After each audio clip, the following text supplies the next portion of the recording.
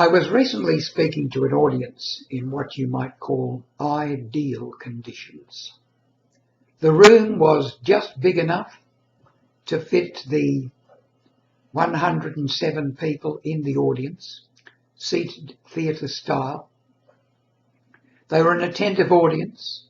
They were of the age group I wanted to speak to with this particular presentation. And you'd think, what can go wrong? Well, things can go wrong. For example, first of all, they found that the microphone didn't work. This was before I was called up.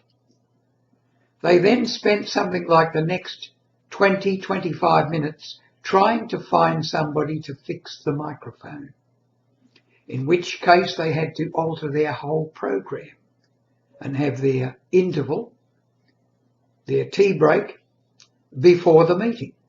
So this was done okay, and then I went on. I was going along pretty well when all of a sudden, beep, beep, beep, beep, beep, a very loud noise, possibly somebody testing the fire alarm or whatever it was to evacuate the building. People yelled out to me, "Carry on." I couldn't carry on. The noise was overwhelming. It stopped and I carried on a bit further. Then it cut in again. And then it stopped and I carried on again and finished the story, and it was well received. But the point here is this. I knew that story very, very well. I'd probably told it a couple of 100 times over the last 40 years.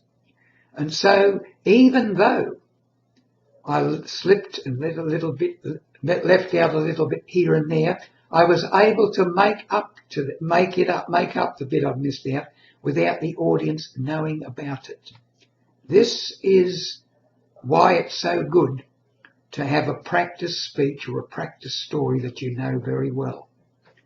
You can have interferences, you can have things go wrong, and you can still keep on track. So, as I've said before, if you have some good material, a good speech, a good keynote, keep practicing it, because that, in a way, is your safeguard for if things go wrong. And as Murphy's Law says, if things can go wrong, they will go wrong. No presentation venue or circumstances when you're a speaker seems to be exactly 100% perfect. They can be pretty good. They can be up there at 95%, but there'll always be a few things which aren't quite to your liking. Adjust to that. Accept it. The world is as it is, not how our ego minds would like it to be. Bear with that and keep practicing those speeches, keep presenting to those audiences, and don't aim for perfection, just aim for a good, interesting, moving presentation.